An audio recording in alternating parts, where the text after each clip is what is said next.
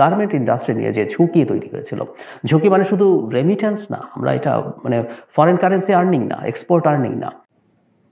ফেসবুকে অনেককে লিখতে দেখছি সরকারের ট্যারিফ বিজয় হয়েছে, যেটা শেখ হাসিনার সমুদ্র বিজয়কে মনে করিয়ে দিচ্ছে।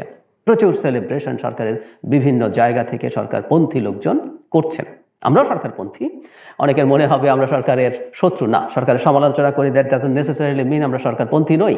সমালোচনা করলেই বিরোধী হয়ে যাবে, শত্রু হয়ে যাবে, এটা শেখ হাসিনার কথা। অবশ্য আমরা শেখ হাসিনার শত্রুই ছিলাম, এই সরকারকে এখনও অন করি, ভবিষ্যতেও করব। যে কথাটা বলছিলাম, যে সরকারের সাথে অন্ধভাবে সরকারকে ব্ল্যাঙ্ক চেক দিয়ে কিছু মানুষ এই কাজটা করছেন। আমার মনে পড়লো মিয়ানমার রোহিঙ্গারা ফেরত যাবে, এরকম একটা বিরাট হাইপ তোলা হয়েছিল।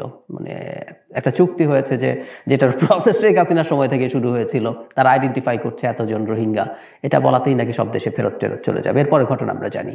সো একটা অহেতুক সেলিব্রেশনের টেন্ডেন্সি আছে, এবং এই টেন্ডেন্সিটাকে আমি পজিটিভলি দেখি না। এই সরকারের কোনো মানে ভবিষ্যৎ কোনো নির্বাচিত হয়ে ক্ষমতায় যাওয়ার বা গায়ের জোরে ক্ষমতায় থাকার তো টেন্ডেন্সি অ্যাটলিস্ট আমি জানি না। তো তাহলে এত সেলিব্রেশনের কি আছে? কেন এই সরকারকে এত বড় করতে চায়? এরপরের বাক্যই হবে 5 বছর থাকনি। যাই হোক, বাংলাদেশের ট্যারিফ 20% হয়েছে, এটা হাফ ছেড়ে বাঁচার মতো প্রাথমিকভাবে।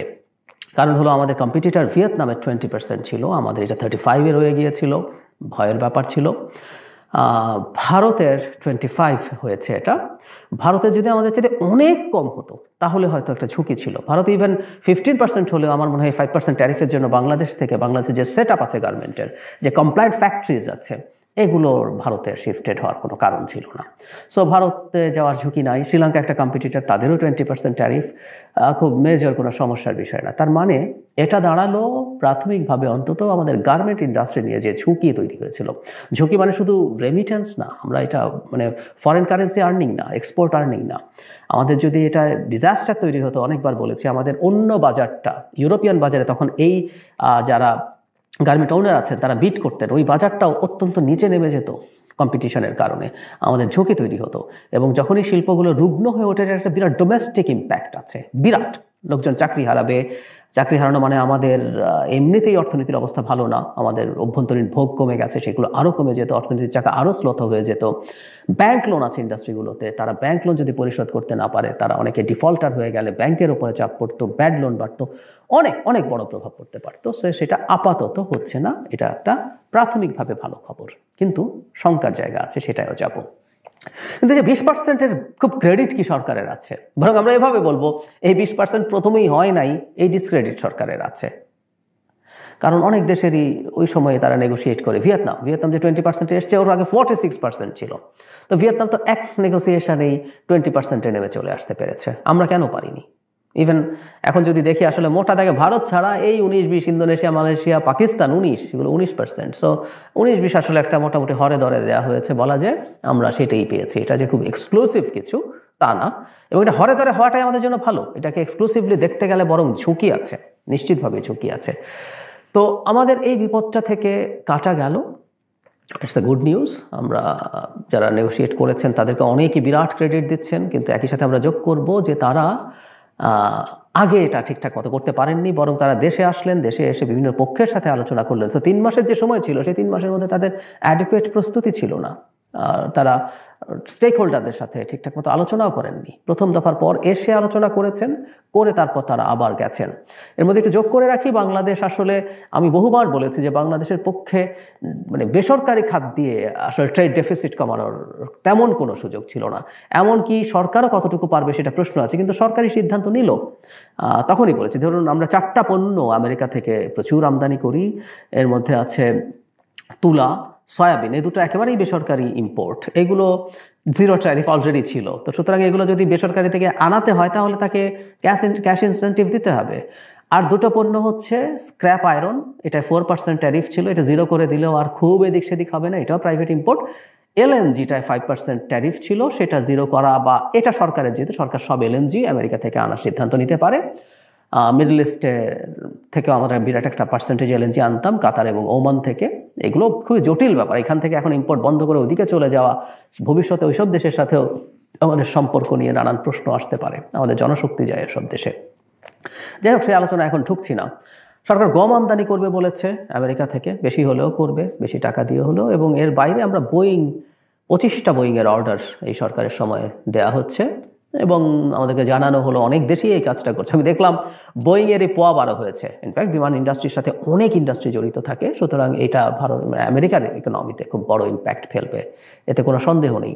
ভারত ভিয়েতনামও নাকি 100টা বোয়িং দিয়েছে, তাদের আগে আরও অর্ডার ছিল।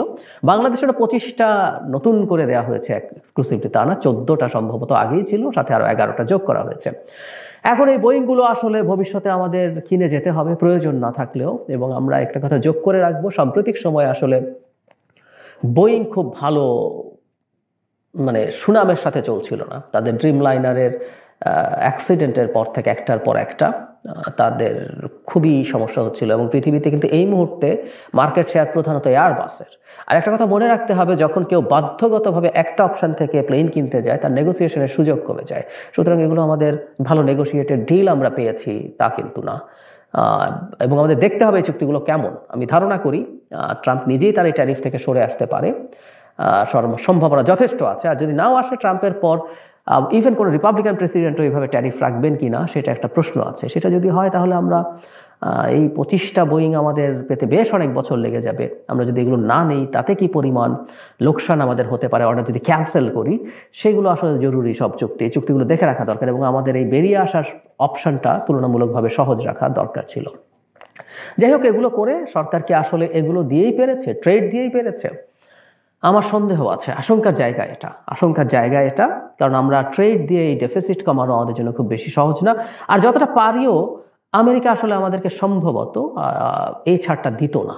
আমরা একটা লিকড ডকুমেন্টের কথা জানি, যেখানে অনেকগুলো শর্ত দেয়া হয়েছে। যেই চুক্তিটা, যে আলোচনাটাকে গোপন রাখার কথা বলা হয়েছে, নন ডিসক্লোজার অ্যাগ্রিমেন্টের কথা বলা হয়েছে, সেই নন ডিসক্লোজার অ্যাগ্রিমেন্টের কারণে অনেক কিছু আমরা জানতে পারছিলাম না, কিন্তু একটা লিকড ডকুমেন্ট আমাদের সামনে আসে যেখানে অনেকগুলো শর্ত ছিল। তার মানে বাংলাদেশকে রাদার আমেরিকা চায়না কন্টেইনমেন্টের শর্ত দিচ্ছে, যার মধ্যে চায়নার কাছ থেকে নানা রকম ইম্পোর্ট নিয়ে তাদের নিষেধাজ্ঞা আছে, তাদের শর্ত আছে, চায়নার সাথে কোঅপারেশন নিয়ে শর্ত আছে, চায়নার ফুটপ্রিন্ট কমানোর চেষ্টার কথা আছে, আমেরিকার সাথে সিকিউরিটি ইস্যুতে ইনভলভ হওয়ার আলোচনা আছে।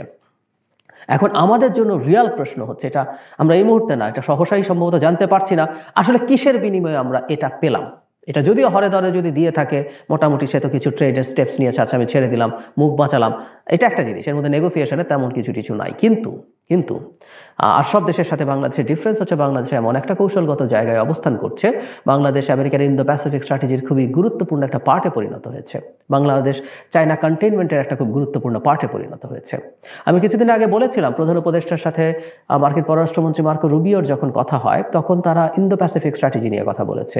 যদিও অনেকে মনে করছিলেন এটা যেহেতু ডেমোক্র্যাটদের চিন্তার ফসল, আর ট্রাম্প সম্ভবত যে গ্লোবাল পুলিশিং থেকে সরে আসবেন, আইপিএস থেকে তারা সরে আসবেন, কিন্তু যেহেতু ট্রাম্প চায়নার ব্যাপারে খুবই কনসার্ন, খুবই ইন্টারেস্টেড, সেই কারণে তিনি ইন্দো প্যাসিফিক স্ট্র্যাটেজিতে থাকছেন। সুতরাং বাংলাদেশকে এটার সাথে কতটুকু কিভাবে ইনভলভ হতে হবে বা হওয়ার শর্ত দেয়া হয়েছে, এবং সেটা বাংলাদেশ অ্যাগ্রি করেছে কিনা, এই তথ্যগুলো আসলে আমাদের সামনে আসা খুবই জরুরি ছিল।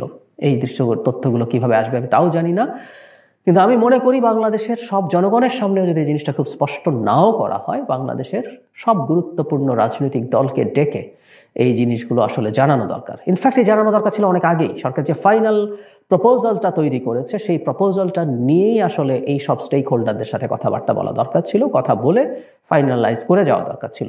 যত যাই বলি না কেন, এই সরকারের ম্যান্ডেট আছে, এই সরকার কেয়ারটেকার সরকার না, মোটা দাগে আমি একমত, কিন্তু এই সরকার একটা নির্বাচিত গণতান্ত্রিক সরকার না, এবং এই মুহূর্তে এই সরকারের ওপরে রাজনৈতিক দলগুলো, সিভিল সোসাইটি এবং সাধারণ জনগণের যে সমর্থন ছিল, সেটা আগের তুলনায় অনেক কম। 1 বছর আগে একেবারে হার্ড করা আওয়ামী লীগার ছাড়া প্রত্যেকটা মানুষ এই সরকারকে যেভাবে সমর্থন দিয়েছিল, এখন এই সরকারের প্রতি সেই পরিমাণ সমর্থনের আশপাশেও নেই। আমি আবারও বলছি, শুধু রাজনৈতিক দল না, আমাদের সিভিল সোসাইটি, আমাদের সাধারণ মানুষজনের একটা বিরাট অংশ, আমি সবার কথা বলছি না, কিছু অবশ্য তাকে এই সরকারকে এখনো 5 বছর চায়, আমি সেদিকে যাচ্ছি না, কিন্তু একটা বিরাট অংশ তার বিরুদ্ধে চলে গেছে। তাহলে সেই সরকারটা এককভাবে এই ধরনের আলোচনা করে, এই ধরনের ডিল করে একটা অ্যাগ্রিমেন্ট করাটাকে আমাদের একটু সন্দেহের চোখে দেখতে হবে, যদি সেটা করে থাকে। অ্যান্ড ফাইনালি আরেকটা আশঙ্কার জায়গা যোগ করে রাখি, এরকম কোনো সিকিউরিটি ইস্যুতে যদি ম্যাসিভ বা মেজর কিছু করে তারা কেউ কেউ যদি একটা ট্রেড অফ করে থাকেন যে এটার বিনিময়ে তারা যদি ক্ষমতা দীর্ঘায়িত করতে চান, তাহলে আমেরিকা তার পাশে থাকবে। এসব ট্রেড অফ হয় এবং ট্রাম্পের সাথে এসব ট্রেড অফ হওয়া খুবই সম্ভব, খুবই সম্ভব। এর মধ্যে জনাব খলিলুর রহমান আছেন, যিনি নিরাপত্তা উপদেষ্টা, যার সাথে অ্যালাইন্ড লোকজন, তিনি কৃষ্ণ হয়ে তার যে অর্জুন আছে, সেই অর্জুন প্রচুর বলেন, প্রচুর চেয়েছেন একসময় যে এই সরকার অনেক লম্বা সময় থাকুক তার সাথে। সেই কারণে উনি যখন এই সব নেগোসিয়েশনে থাকেন, তখন এই প্রশ্ন আমরা যৌক্তিকভাবেই করতে পারি এবং এই প্রশ্নটা আমাদের জারি রাখতে হবে।